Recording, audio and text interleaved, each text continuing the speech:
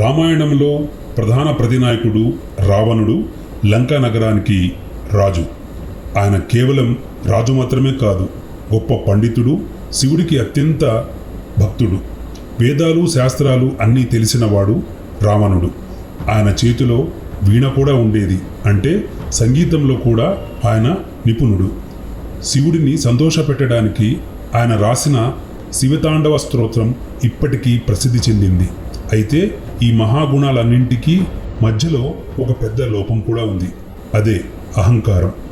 రావణుడికి తన శక్తి, జ్ఞానం, సంపద కారణంగా తాను ఎవరికీ లొంగకూడదనే అనుకుంటూ ఉంటాడు.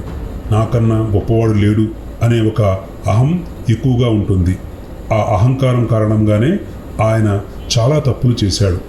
అతి పెద్ద తప్పు సీతను అపహరించడం. అది సాధారణ తప్పు కాదు, ధర్మానికి వ్యతిరేకమైన పని చేశాడు రావణుడు. దాంతో రాముడు వానరసేన సహాయంతో లంకకు వచ్చాడు. ఘోరమైన యుద్ధం జరిగింది. రాక్షస సైన్యం ఎంత బలంగా ఉన్నా రావణుడి అహంకారం చివరకు ఆయనను నాశనం చేసింది.